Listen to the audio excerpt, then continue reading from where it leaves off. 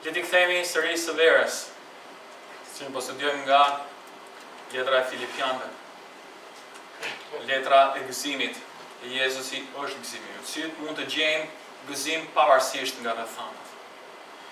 Përpara se t'i futemi sërish, kam një test për juve, duhet gjeni se kush e ka thonë.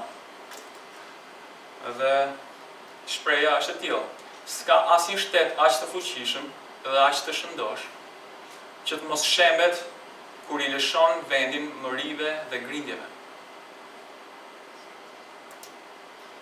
Urdhë Elio, ti e ke parë më duhet, ke kopjuar, nuk quhet, edhe atale nuk quhet. Gjergj Kastrioti i quajtur edhe Skënderbeu. Është 500 ca vjet më përpara, 500 vjet. Edhe është kaq e vërtetë edhe sot, dhe arsyeja pse është e vërtetë, është sepse mbështetet mbi një të vërtetë biblike. Që do thotë të vërtetat biblike nuk ndikohen nga koha. Ishte e vërtetë në atë kohë, e ka thënë këtë në fundin e jetës tij. Okej, dy mbahen si thuaç thonjet më të njohura të Skënderbeut. Lirin nuk jo solla unë, por atë gjeta në mesin tuaj, e cila nuk e di, nuk po i hym. Por këtë e ka thënë në fundin e jetës së tij, ndërsa ishte duke vdekur dhe si amanet në mënyrë që puna që ai kishte filluar, çfarë kishte ndodhur? Ai kishte arritur të bashkonte të gjithë prisit arpënor në atë kohë në një trup, në mënyrë që të luftonin së bashku kundra turqëve. Ju kujtohet, beslidhja e Lezhës është një histori e treguar që tregohet lidhje me testin që ai ju dha këtyre prisve, e cila çuditërisht e gjeta edhe në kultura të tjera, që do thotë, nuk e di, pra nëse është e vërtetë ose s'është e vërtetë, por mori një turr me shkopi dhe i vuri aty përpara dhe i tha prisve që merrni një nga një dhe thyeni. Dhe është e lehtë të thyesh një shkop të hollë. Ndërsa i morën të gjitha, sepse i tha që provoj nëse mund t'i thyesh të gjitha, nuk arritën t'i thyenin, dhe ky ishte, si thua, një mësim që ai po mundoi t'ju jepte atyre. Edhe pse po i them të gjitha këto? Sepse pikërisht këtë do të shohim sot, unitetin shpirtëror. Kjo thonjë është edhe një herë e mbështetur mbi të vërtetë biblike, është e vërtetë për shtetin, për kombin ton sot. Është e vërtetë për Amerikën, Europë sot, për çfarë po ndodh, është e vërtetë në të gjitha ato vende ku ka mëri dhe grindje dhe nuk ka unitet. Por duam të shohim lidhje me unitetin shpirtëror dhe çfarë Bibla thotë lidhje me unitetin shpirtëror. Dhe është një pasazh, kemi ardhur një pasazh i cili është mjaft i njohur. Shpjegon mjaft qartë unitetin shpirtëror. Dhe ideja është si të gjejmë gëzim. Pra tema kryesore e Filipianëve për këtë seri është, duke vënë vazhdimisht Jezusin në qendër të jetëve tona, ne do të përjetojmë gjithmonë gëzimin e tij, pavarësisht nga rrethanat. Dhe sot do shohim gjetja e gëzimit në unitetin shpirtëror. Dhe bëhet fjalë për trupin e Krishtit. Nga Filipianëve, kapitulli 2, vargjet 1 deri në 4. Pra gjetja e gëzimit në unitetin shpirtëror në trupin e Krishtit. Ju ftoj që t'i hapni Biblat dhe unë do t'a lexoj. Çfarë shihni në ekran nuk është përkthimi që është në Bibël, dhe do t'i referohem këtij përkthimin në fakt edhe gjatë predikimit. Nuk ka ndonjë ndryshim të madh, por disa gjëra të vogla. Prandaj, nëse ka është në klava që do thotë nuk është në origjinal, ka ndonjë inkurajim në Krishtin, nëse ka ndonjë ngushëllim të dashurisë, nëse ka ndonjë bashkësi të Frymës, nëse ka ndonjë dhembshuri dhe mësirë, bëjeni të plot gëzimin tim, që të njëjtën gjë të mendoni, duke patur të njëjtën dashuri, shpirt bashkuar, dhe duke patur në mendje të njëjtën gjë, jo për grindje, jo për lavdi të kot, por duke i vlerësuar të tjerët me porrësi, duke i çmuar më shumë se veten, duke mos parë secili interesat e veta, por edhe interesat e të tjerëve. Ky është shkrimi. Le t'i kërkojmë Perëndis që na ndihmojë për ta kuptuar. Po Perëndi, falenderojmë për këtë ditë dhe falenderojmë për fjalën tënde, të cilën e ke dhënë për neve në mënyrë që të mund të njohim pikërisht këto të vërteta, në cilat mund të ecim dhe mund të transformohemi më tepër me fuqinë e Frymës shenjtë në imazhin tonë. Dhe për këtë lutje në këtë mëngjes, që ndërsa i kuptojmë këto të vërteta të mund të transformohemi, jo thjesht për hir të kuptuarit, por për të ndryshuar dhe për të bërë më tepër si ti. Dhe kjo është lutja jonë për lavdinë tënde dhe ne lutemi. Amen. Ky është teksti dhe nuk e di sa prej jush ju pëlqen gjuha shqipe, sepse nëse nuk kam mjaftueshëm që ju pëlqen gjuha shqipe, ndoshta nuk do t'i hyj këtij debati fare. Është thjesht për të kuptuar se si kjo është një fjali, në total është një fjali, okay? Është e ndarë, fjali mund ta ndaj në 4 pjesë. Nëse keni parasysh, janë disa fjali të cilat përmbajnë një kusht brenda. E janë të tipit në qoftë se diçka pra është e vërtet ose ndodh, atëherë diçka tjetër është e vërtet ose duhet ndodh. Dhe e këtij tipi është kjo fjali. Sepse shohim që në fillim prandaj nëse ka dhe janë 4 nëse. Dhe kjo është pjesa e parë e fjalisë, e cila prezanton kushtin. Çfarë ndjek është një kërkesë që apostulli Paul i bën besimtarëve në Filipi, e cila është në vargun 2, bëjeni të plot gëzimin tim. Kjo është kërkesa, e cila vjen me një qëllim, në mënyrë që të mendoni, të njëjtën gjë të mendoni. Ky është thelbi i, si thuash, kushtit me parashtrimi i kushtit me atë çfarë kërkohet, rezultati, pra që të mendoni, që të njëjtën gjë të mendoni. Dhe çfarë ndjek më pas janë disa folje me duke, domethënë 4 folje të tilla, të cilat tregojnë se si kjo gjë mund të ndodhë. Pra se si ata mund të jenë në të njëjtën mendje. Dhe ky është kuptimi i fjalisë. Pse duhet ta them këtë? Sepse na ndihmon për ta zbërthyer fjalinë dhe për ta studiuar atë. Dhe prandaj do ta ndajmë fjalinë në 4 pjesë. Dhe na ndihmon për të kuptuar pikërisht pjesa e parë ka të bëjë me cilat janë, nërsa shohim është e qartë që ka të bëjë me unitetin. Ky pasazh është mjaft i njohur lidhje me unitetin shpirtëror në trupin e Krishtit. Dhe pjesa e parë e fjalisë pikërisht na prezanton cilat janë motivimet që ne duhet kemi për unitetin. Çfarë mund na motivojë neve që të kemi unitet shpirtëror në trupin e Krishtit. Pjesa e dytë e fjalisë ka të bëjë me cila është kërkesa e apostullit Paul për këta besimtarë. Çfarë ju kërkon ai atyre? Pjesa e tretë ka të bëjë pikërisht me çfarë është uniteti shpirtëror. Cili është thelbi, si mund ta përkufizojmë, çfarë do thotë të jesh në unitet shpirtëror. Dhe pjesa e fundit është si mund të kemi këtë unitet shpirtëror. Dhe kjo ishte arsye ndarjes së fjalisë, domethënë në kuptimin gjuhësor gjithmonë ndodh. Që të arrijmë të kuptojmë diçka, duhet të kuptojmë cilat janë pjesët përmbërëse. Pra le të shohim të 4 pjesët një nga një, por përpara se të fillojmë do duhet që të thuash të bëjmë një çfarë kemi parë deri tash. Ku jemi, domethënë në çfarë pozicion, konteksti i si kemi arritur deri këtu. Sepse pikërisht fjala e parë e dyta në origjinal, por prandaj do thotë prandaj çfarë? Prandaj për shkak të çfarë kemi arritur në këtë pikë? Çfarë ka ndodhur më përpara?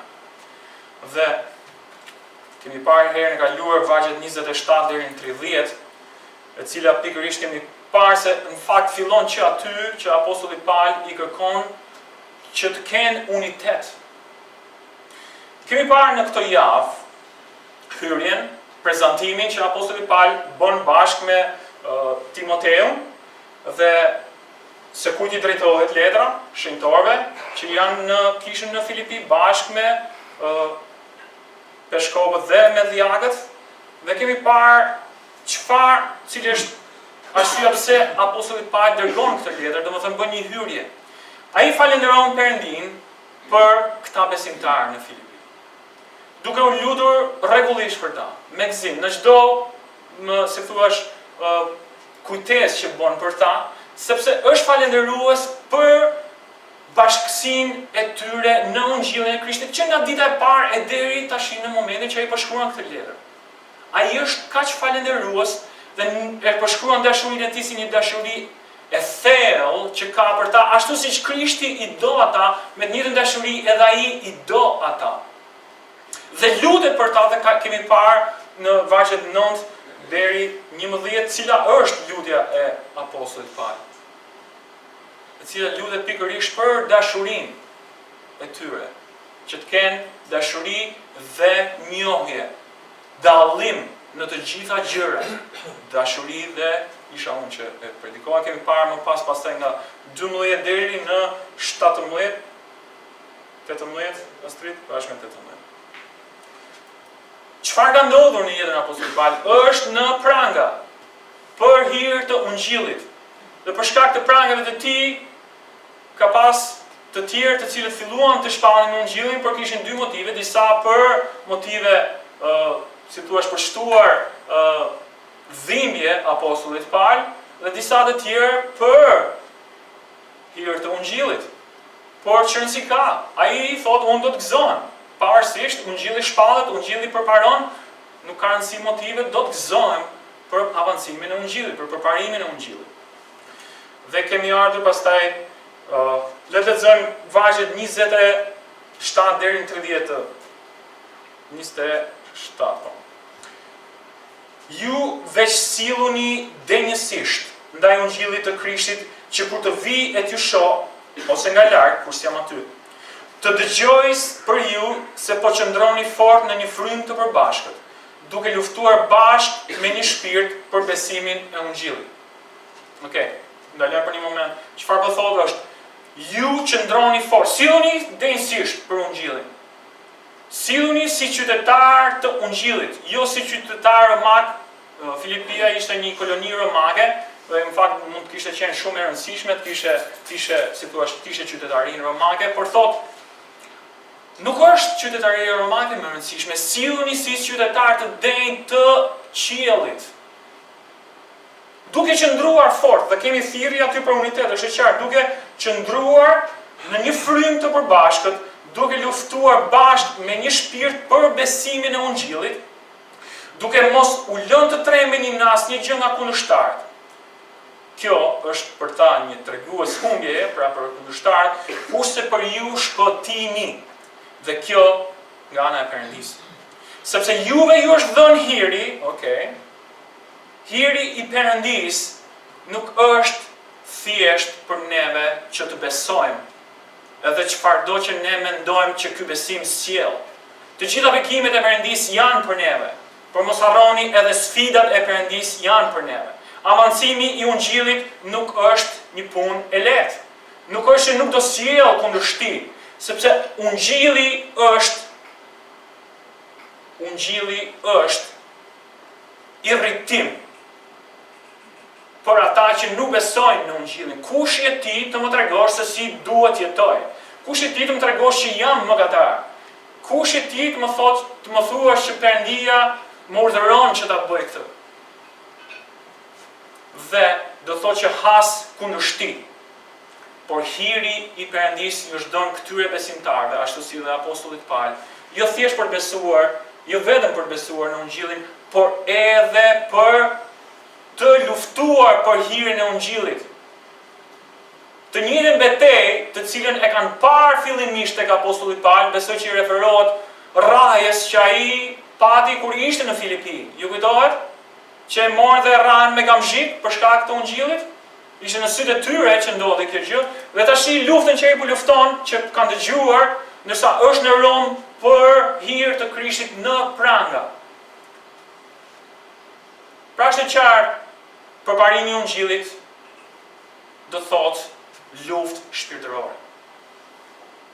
Dhe ju, besimtarë, Filipian, jam i inkurajuar, jam falendërues, keni qenë besnik që nga fillimi, vazhdoni të qëndroni në ungjillin, jeni, si thuash, pjesëmarrës ose keni këtë bashkësi.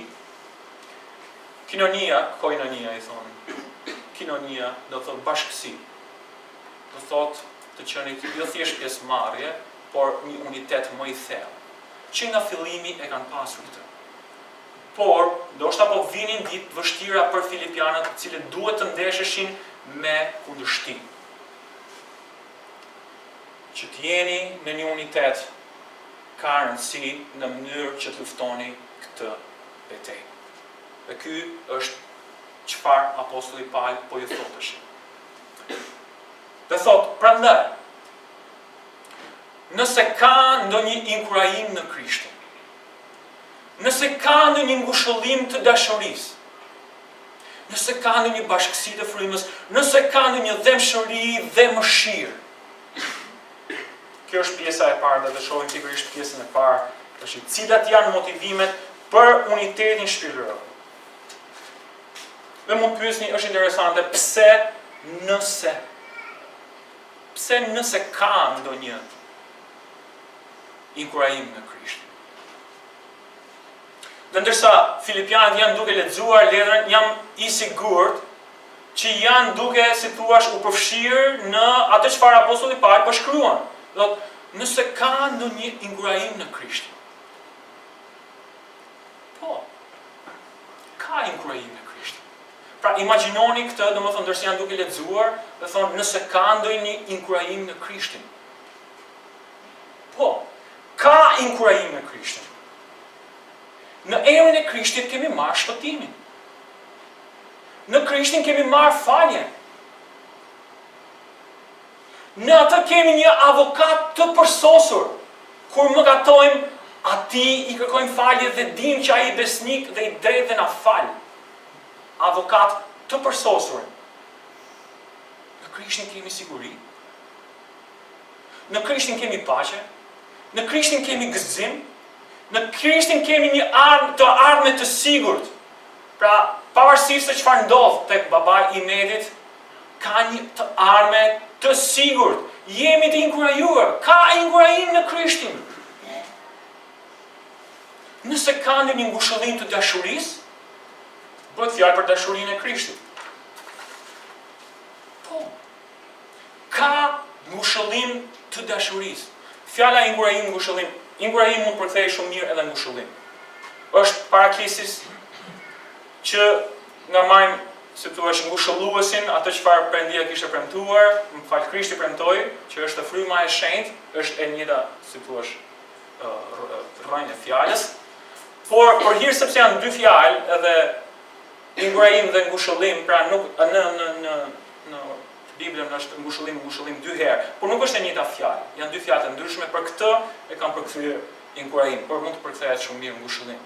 Dhe inkurajim do thotë që të thrasësh dikush që të vi afër teje në mënyrë që të ngushëllojë, kurse fjala e dytë ka të bëjë dikush që të përshpërit në vesh me qëllimin që të ngushëllojë.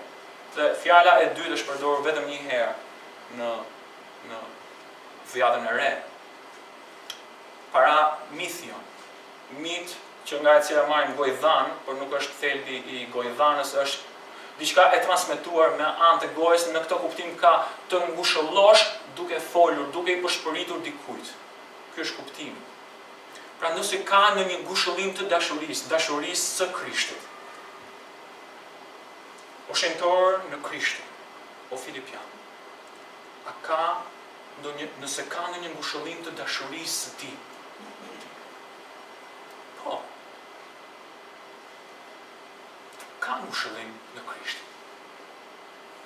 Sepse ai na ka dashur. Ne jemi të ngushëlluar për shkak të dashurisë që ai ka treguar për ne. Kur ne ishim armiqtë e tij, ai vdiq për neve.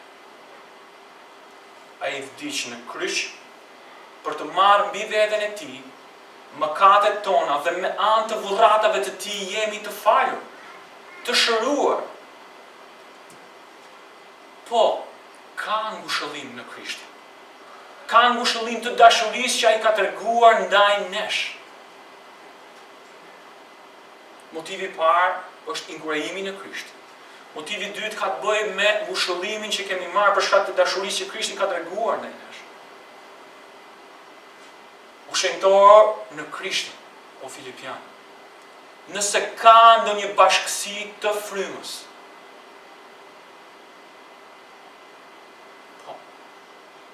ka bashkësi të frymës. Ai banon në ne. Fryma e shenjtë banon në ne. Ai është ngushëlluesi ynë, ai është ndihmësi ynë, ai është këshilluesi ynë, ai na bind për mëkat, ai na priu në pendim, ai na pagëzoi në një trup, në trupin e Krishtit dhe na ka dhënë dhuratën në mënyrë që të shërbejmë në këtë trup. Ai na fuqizon që të jemi dëshmitar të Ungjillit. Ai banon në ne në mënyrë që të na mundsoj që të kemi fryte drejtësie, siç e kemi parë tek vargjet 9 deri në 11. Për lavdinë e Perëndisë. Po, ka bashkësi në frymën e shenjtë. O shenjtor në Krishtin, o Filipian, nëse ka ndonjë dhembshuri dhe mësirë,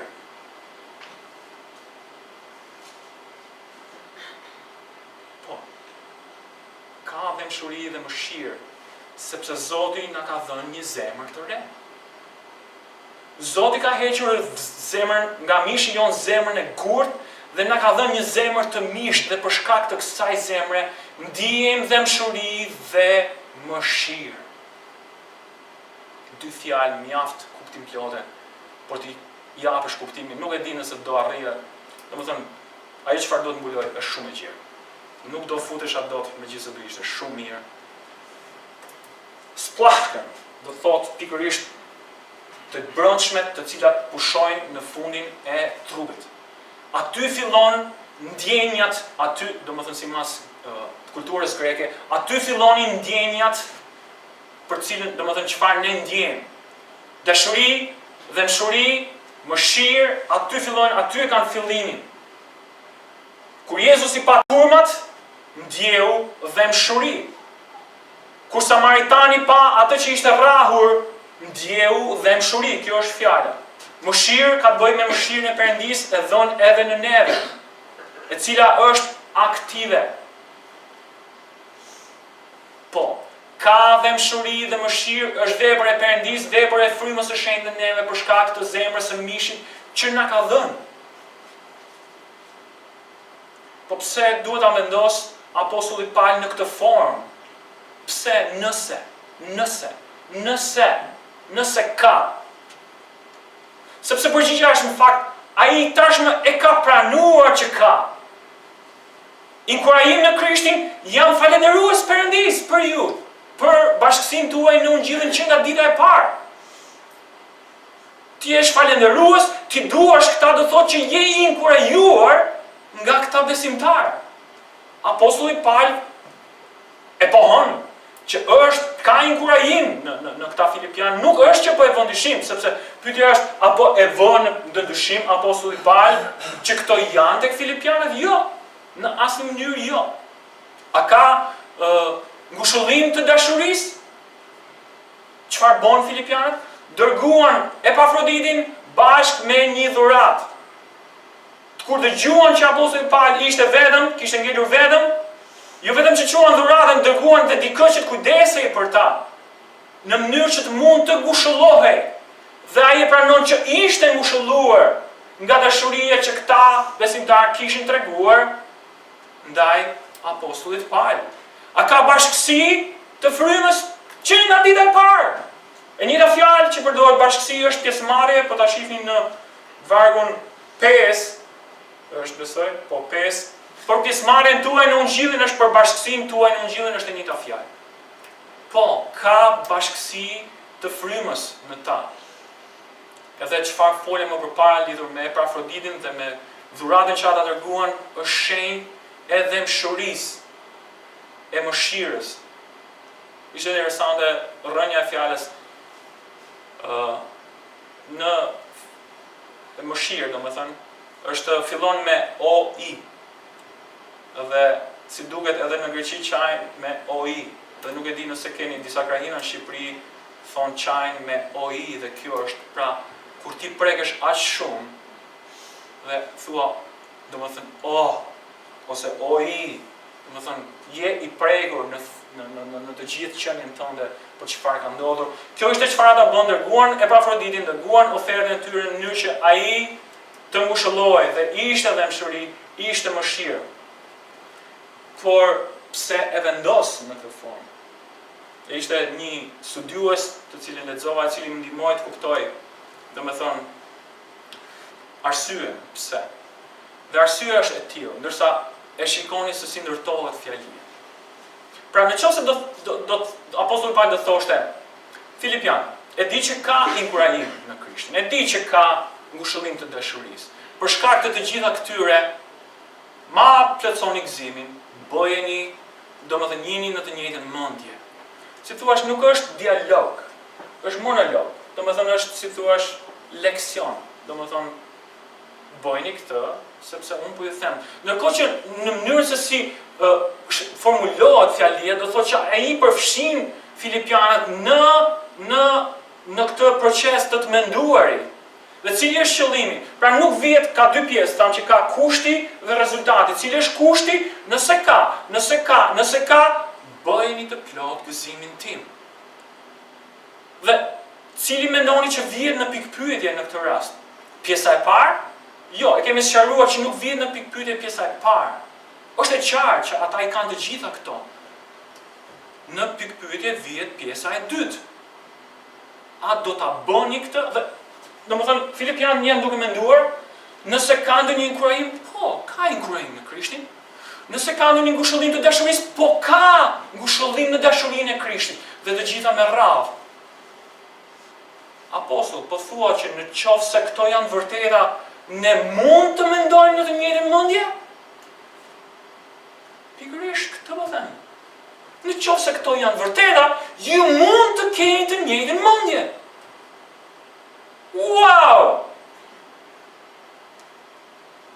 Kjo është pikërisht çfarë ai po thotë. Ju mund të jeni në të njëjtën mendje, nuk e vëni dyshim që ka ngushëllim, nuk e vëni dyshim që ka inkurajim, bashkësi të Frymës, dhembshuri, mësirë.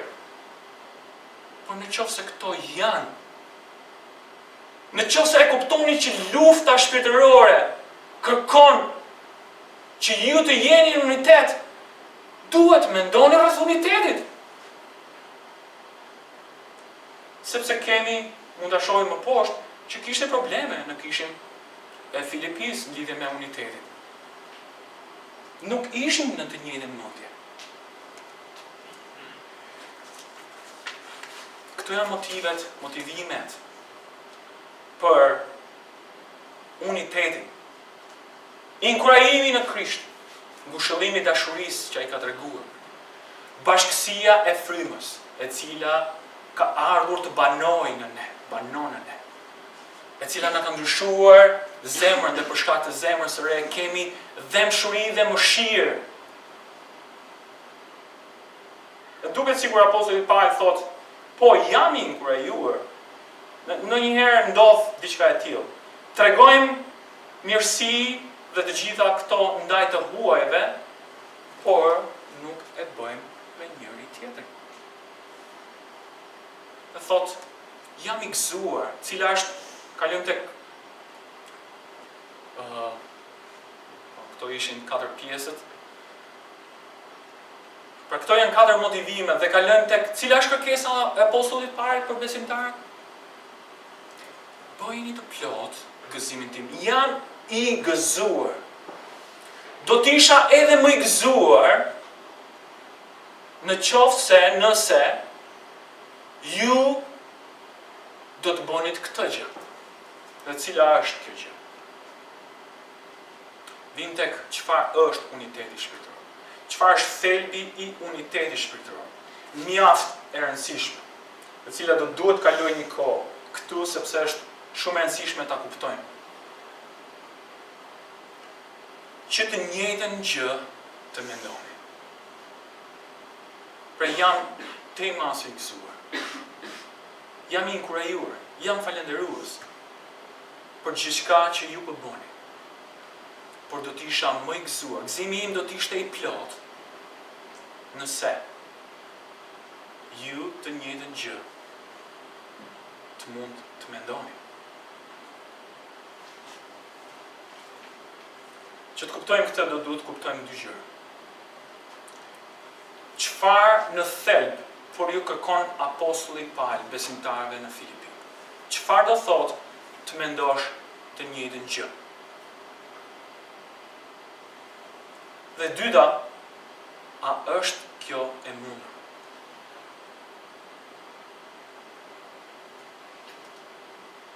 Paradhënia është e mundur sepse përndryshe nuk do ja kërkonte. Por le ta shohim çfarë do thotë që të njëjtën gjë të mendoni. Dhe është interesante mënyra e përdorimit të froneo është në do thotë fjalë për fjalë të mendosh. Domethënë nuk ka në një si thuash kuptim, domethënë të fshehur ose të mendosh.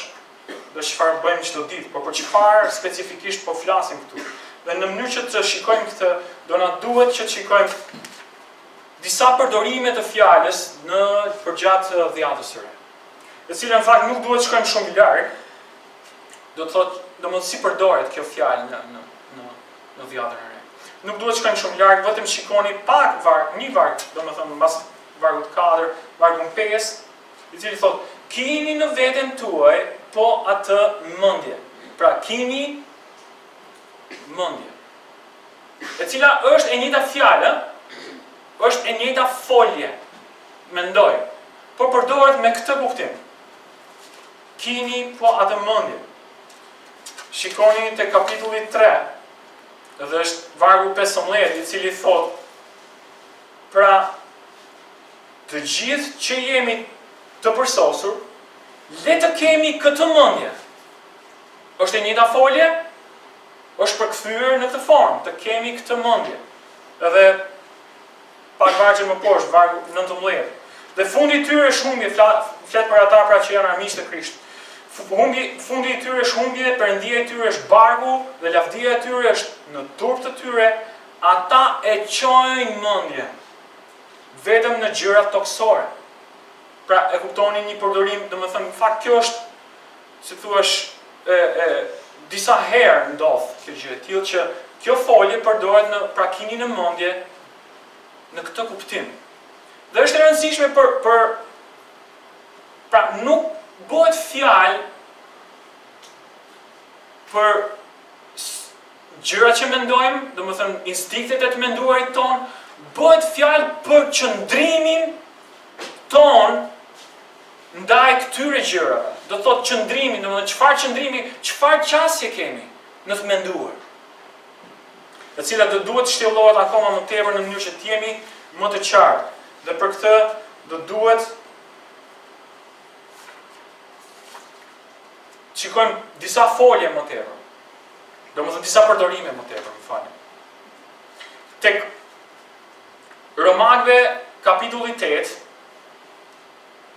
pra edhe një herë, pra ka të bëjë me qëndrimin që ne kemi. Dhe qëndrimi në fakt është i lidhur me realitetin shpirtëror. Pra ne mendojmë, ka një realitet shpirtëror, si lidhen këto të dyja? Është e qartë? Ne mendojmë, ka një realitet shpirtëror, ka të vërteta shpirtërore, ka domethënë fjala e Zotit në cilën këto të dyja si lidhen me njëra tjetrën. Në mënyrë që kuptojmë se çfarë po ju kërkon apostulli Paul këtyre besimtarëve. Romakëve kapitulli 8, vargjet 4, pjesa e fundit, thotë që ne nuk ecim sipas mishit, por sipas frymës.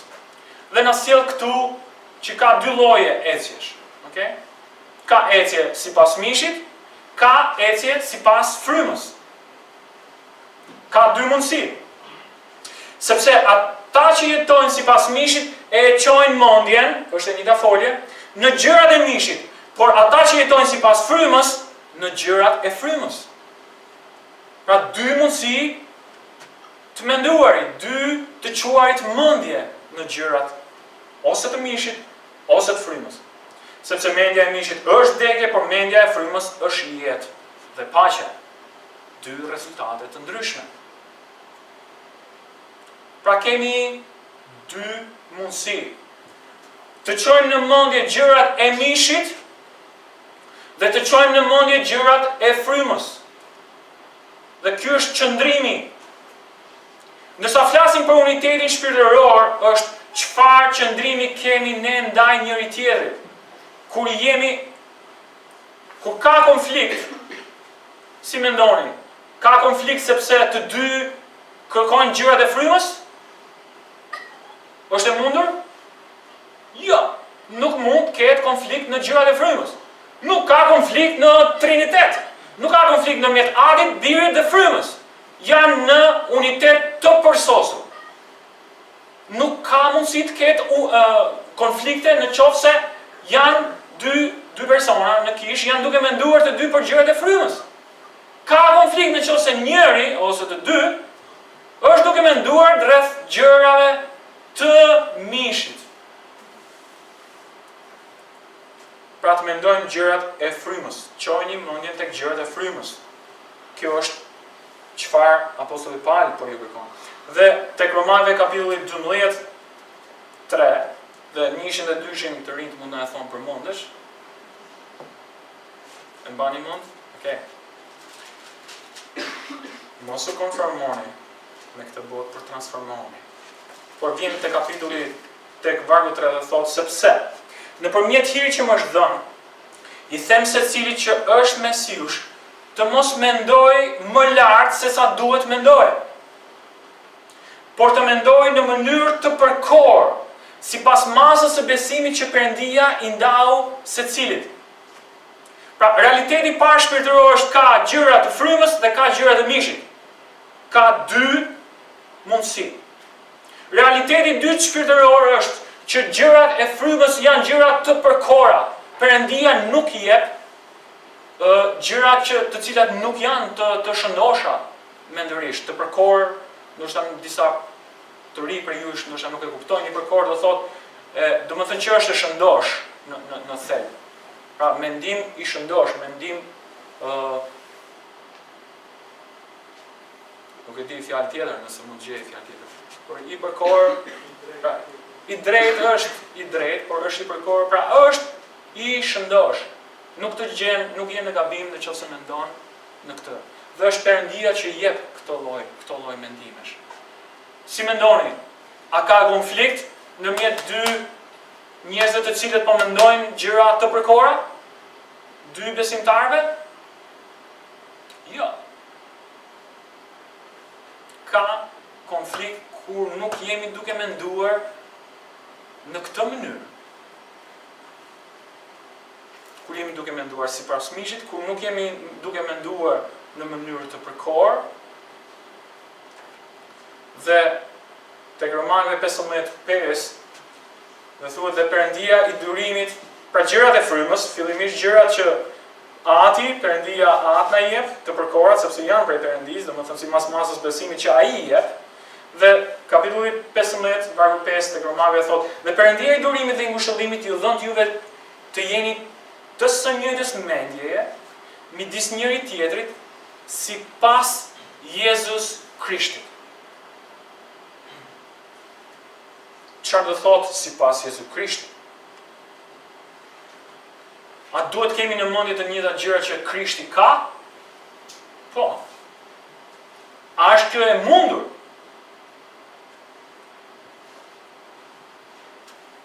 Hapni Bibla tek e para Korintësve kapitulli 2, vargu 16. Uniteti është një temë mjaft e rëndësishme. Ju kujtohet, Krishti lutet për unitetin. E dishepujve të tij dhe atyre që do vinin pas tyre, te kapitulli 17 e Gjoni 17. Dhe apostulli Paul e trajton këtë unitet në të gjitha letrat e kishave që ju drejtohet kishave. Trajton unitetin specifikisht. E trajton edhe tek para e Korintësve, kur i kërkon që në fillim tek vargu 10 për shkonin te kapitulli i parë, që të jenë pak a shumë në një mendje, të jenë në unitet. Dhe vim te kapitulli 2 dhe thot, sepse kush e njoh mendjen e Zotit që ta mësoj atë, kush mund ta mësoj Perëndin. Por ne kemi mendjen e Krishtit. Pra është e mundur që të kemi në mendje gjërat me mendjen e Krishtit. Kjo është çfarë apostulli Paul po ju thot. Dhe fatkeqësisht pak më poshtë thot, por nuk mund ju flas në frym sepse ju jeni mishor, jeni në mish, te kapitulli 3, ju thot Korintësve. Realiteti shpirtëror i tretë është të kemi mendjen e Krishtit.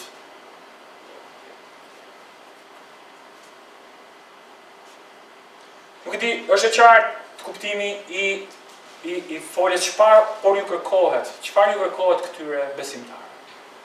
Të jenë në një mendje, nuk do thotë që ne duhet të mendojmë një lloj. Okej, Perëndia na ka bërë të ndryshëm, por do thotë kemi këtë qëndrim ndërsa konsiderojmë gjërat. Kemi në parasysh realitetin shpirtëror, mendimet, të kemi në mendje gjërat e frymës, të kemi në mendje gjërat të shëndoshat përkora, dhe të kemi në mendje gjërat e mendjen e Krishtit. A është e mundur kjo? A është e mundur kjo?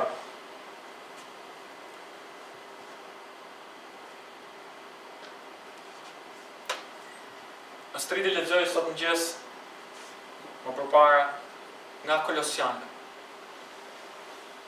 Dhe te kapitulli 3 vargu 1 dhe 2 pam që citoj në cilat gjëra ta çonin mendjen. Jo në gjërat toksore, por gjërat që janë atje lart. Dhe pak më vonë, më pas, domethënë, në të njëjtin kapitull tek vargu 16 thuhet fjala e Krishtit të banoj në ju me begati.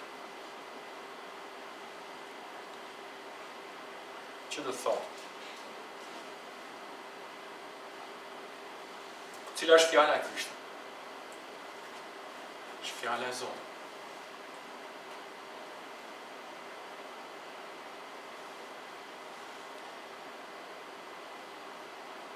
Nuk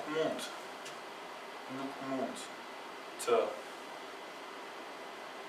mendoni këto gjëra në qoftë se jo thjesht të dini fjalën e Krishtit.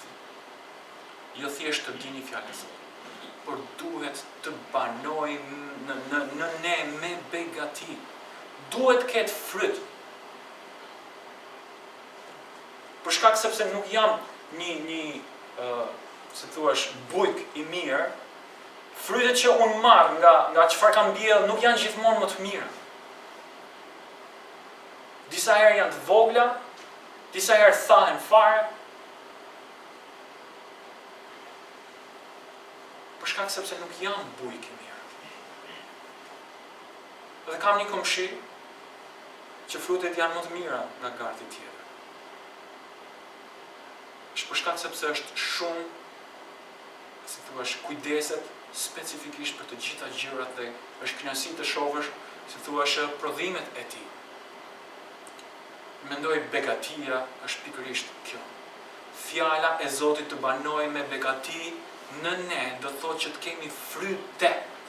Jo thjesht të dim fjalën e Zotit, por që ta dini do duhet ta lexojmë, që ta lexojmë, domethënë do duhet kalojmë kohë, do duhet të ndajmë kohë me të.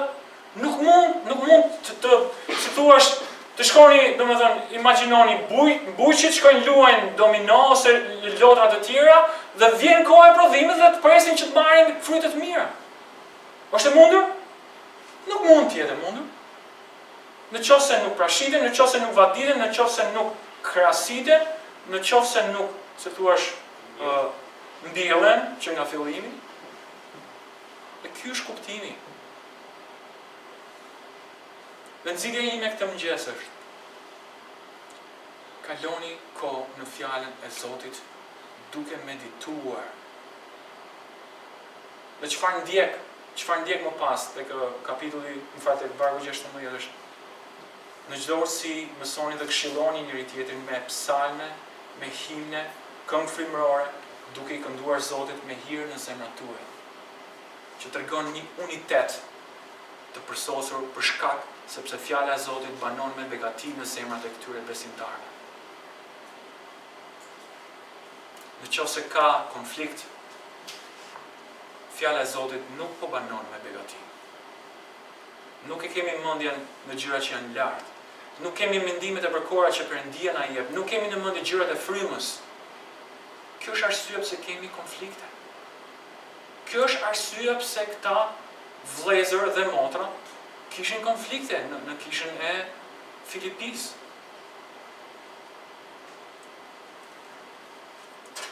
Por pyetja është, si mund të kemi unitet shpirtëror?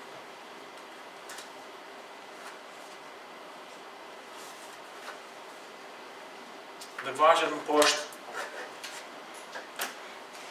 duke patur të njëjtën dashuri, shpirt bashkuar, duke patur në mendje të njëjtën gjë, jo për grindje, jo për lavdi të kot, por duke vlerësuar të tjerët me përgjegjësi, duke i çmuar më shumë se veten, duke mos parë secili interesat e veta, por edhe interesat e të tjerëve. Dhe shohim shkurtimisht. Kemi folur për dashurinë. Është dashuria e Perëndisë. Okay? Me këtë dashuri kërkohet që të duam njëri tjetrin. Do thotë që të duam të gjithë një lloj. Me dashurinë tonë nuk është e mundur. Pse? Sepse nuk mund i dua të gjithë një lloj. Nuk mund të pëlqej ata që nuk mendojnë si unë. Nuk mund të pëlqej ata që, si thuash, kanë të njëjtat emocione ndoshta si unë. Nuk mund të pëlqejnë kur njerëzit i bëjnë gjërat ndryshe nga unë. A mendoni që është dashuria e Perëndisë për cilën po flas? Jo. Është dashuria egoiste. Është egoizmi im. Është mishi im. Të duash të tjerët me të njëjtën dashuri, do të thotë të kuptosh dashurinë e Perëndisë, dashurinë me cilën ai të ka dashur ty. Dhe për këtë dashuri bëhet fjalë. Dhe fjala tjetër, shpirt bashkuar, ashtu siç ka disa fjalë të cilat duket sikur apostulli Paul i ka krijuar vetë, ndoshta. Edhe unë e shpika këtë fjalë. Çfarë do thotë? Është të qenit një në të njëjtin shpirt. Të bashkuar në shpirt, unitet në shpirt, të qenit shpirt lidhur, shpirt bashkuar, dhe është në shumës, shpirtra bashkuar, do ishte përkthimi korrekt. Që do thotë ata që janë të martuar këtu, pyetja është, ndërsa, domethënë, vitet kalojnë, a mendoni më shumë si njëri tjetri, a ndini më shumë si njëri tjetri, apo më pak?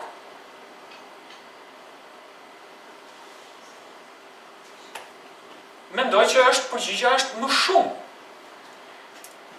E vlerësojmë njëri tjetrin më shumë, kuptojmë më tepër mendimet e personit tjetër, që të thotë është në këtë nivel, ndërsa flasim për shpirtin janë për dëshirat, emocionet, ku drejtohen këto.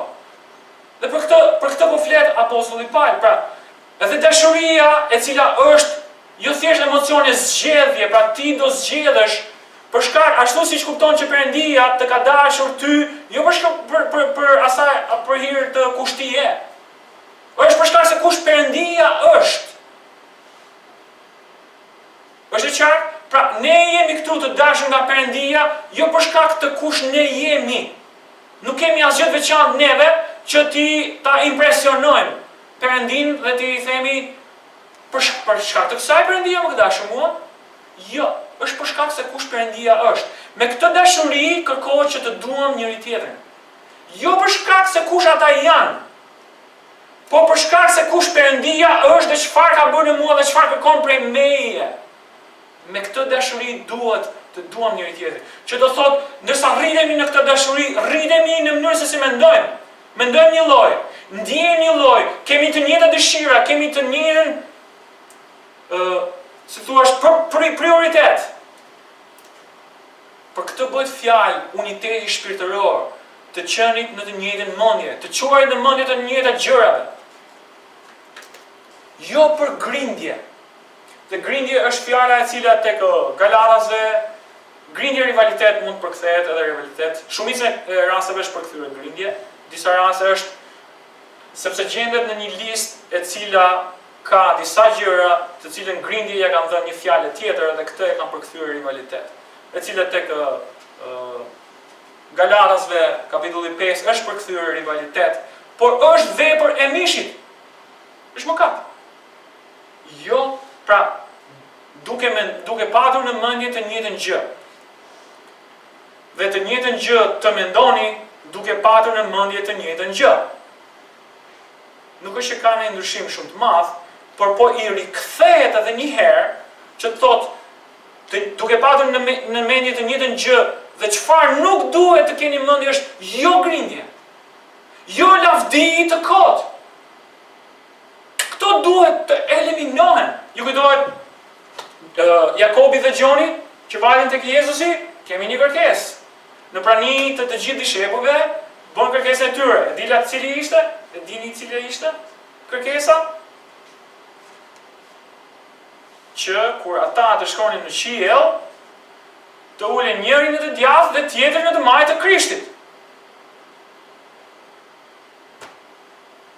Çfarë mendoni kishin në mendje Jakobi dhe Gjoni?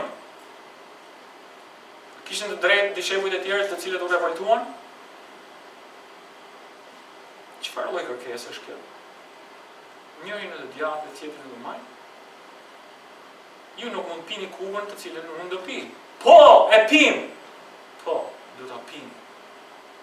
Por nuk është për mua të vendos se kush ulet në të djathtë dhe në të majtë. Ambicie, rivalitet, lavdi e kot, lavdi boshe, më të është një fjalë, domethënë në origjinal është një fjalë, që do thotë vakum. Lavdi në vakum, lavdi e kot, lavdi që nuk vlen. Ju kujtohet Gjon Pakzori, kur ju dej shkuan tek ai dhe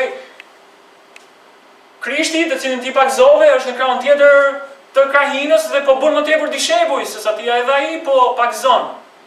Çfarë thua për këtë? Është por duke vlerësuar të tjerët me porsi, duke qmor, e cila është e kundërta e grindjes dhe e lavdisë së kot. Okay? Pra vë në kontrast dy gjëra të kundërta. Çfarë tha Gjoni? Pakzori? Unë duhet të ulem dhe ai duhet të ngrihet. Shikoni dy kontraste të dy qëndrimeve, Jakobi dhe Gjoni, dhe Gjon Pakzori. Këta duan të lavdërohen, kurse Gjon Pakzori kupton se kush Krishti është. Ai që vjen nga larg, atij i takon lavdia. Unë nuk do ta merrja këtë shërbes nëse nuk do të më ishte dhënë. E kupton shumë qartë se çfarë po bën Gjon Pakzori, dhe është mjaft i përulur për thonë. Ai duhet të lartësohet dhe unë duhet të ulem. Atij i takon lavdia.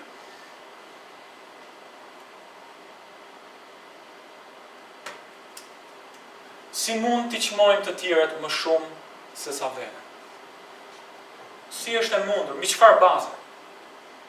Mbi çfarë baze mund të them unë që Astriti është më duhet ta çmoj, pra është më superior. Ky është kuptimi i fjalës, do të ta çmoj, do të konsideroj që është më i lartë se sa unë. Mbi çfarë baze?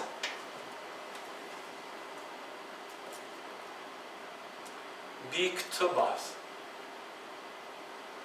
që unë njoh mëkatin tim më mirë se sa njoh mëkatin e Astritit.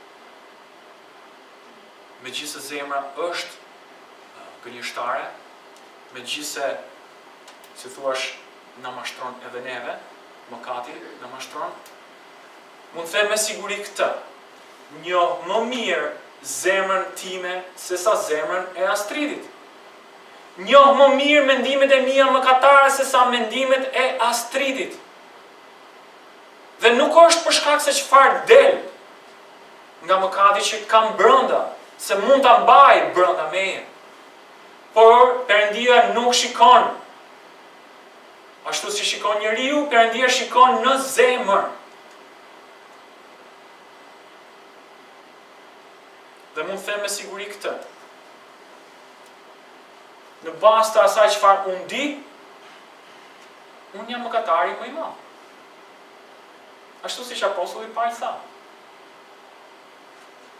Për hirin që më dha si apostull, në fakt nuk jam i denjë të quhem apostull, jam më i vogël i apostujve, ashtu si tha tek Timoteu, që kjo fjalë është e besueshme që Jezu Krishti erdhi për të shpëtuar mëkatarin, nga i cili unë jam shefi, krye mëkatari.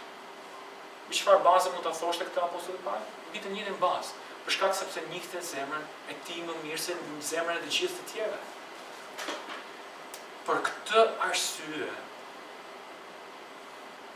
ne mund t'i çmojmë të tjerët më shumë se sa veten tonë. Dhe e fundit, duke mos parë vetëm interesat e veta, por edhe interesat e të tjerëve. Është një realitet tjetër shpirtëror, i cili është i rëndësishëm. Kjo botë është e përkohshme.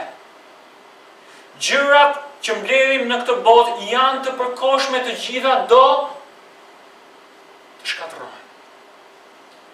Që do thotë? Çfarë qëndrimi kemi ne ndërsa flasim për unitetin në kish, si i shohim të tjerët? Që interesat e mia të përparojnë?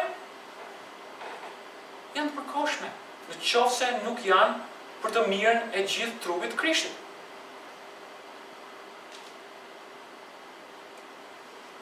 Që do thotë duhet të marrim në konsiderat, dhe nuk kanë diçka specifike se çfarë. Kur flasin interesat fjalë për fjalë do thotë gjëra. Pra secili duke mos parë secili gjërat e veta, por edhe gjërat e të tjerëve. Pra gjërat në kuptimin e gjerë, shumë i gjerë si koncept. Nuk ka specifik, domethënë që kujdesu për këtë, kujdesu për atë, nëse është në këtë situatë. Jo, domethënë duhet që të konsiderojmë të tjerët rreth rrotull nesh.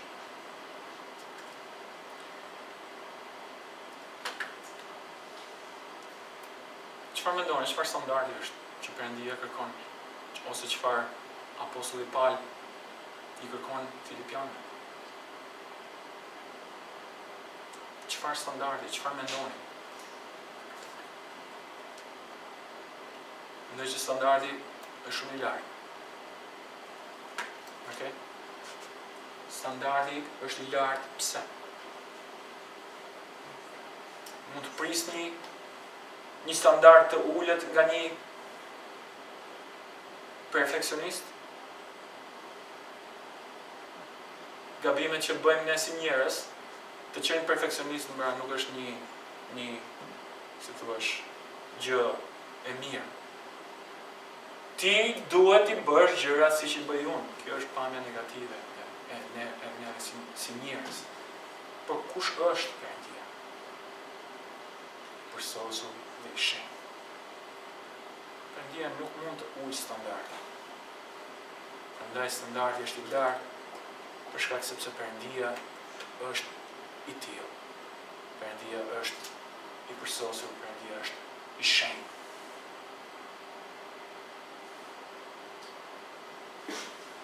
Jeni të friksuar apo jeni të inkurajuar? Sepse Perëndia nuk do të kërkonte nga ne diçka të cilën ne nuk mund ta përmbushim. Jo me forcat tona, por për shkak se çfarë Perëndia siguron për ne. E kuptoni? Ta merrni zemër, sepse Perëndia fuqia e tij hyjnore, thot apostulli Pjetër, na dhuroi të gjitha gjërat që i takojnë jetës dhe perëndishmërisë me anë të njohjes së atij që na thirrë me lavdinë dhe vërtetin e vet. Ai ka siguruar gjithçka që ne kemi nevojë. Po kemi pjesën tonë gjithashtu. Të ecim në bindje ndaj fjalës së Tij, duke gjetur gëzim në rritje, duke gjetur gëzim në unitetin shpirtëror për avancimin e ungjillit, për përparimin e ungjillit të Krishtit. Është, si thua, kohë për të reflektuar mbi jetën tonë. Kohë për të reflektuar mbi fjalën e Zotit, kohë për të reflektuar mbi fuqinë e Perëndisë. Dhe për të thënë që boft vullnetin yt në jetën tona. Dhe lutem.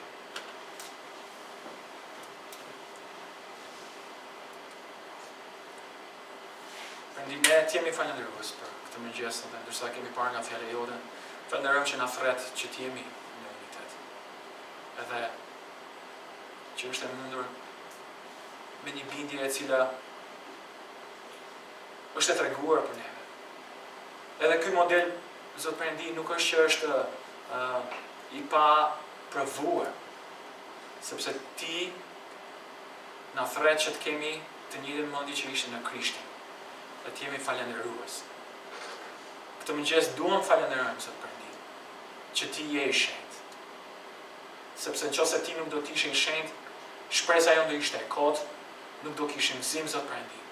Nëse standardi jo do ishte i ulët, Ti nuk më quhesh më i shenjtë. Por Ti jemi falënderues për këtë standard, ne të falenderojmë sepse ke siguruar edhe një shpëtim për neve, ndërsa ecim në këtë rrugë, ndërsa kërkojmë këtë unitet, dhe fryma jote banon në neve. Kështu që lutemi që të vazhdosh të na rrisësh në unitet. Për lavdinë tënde.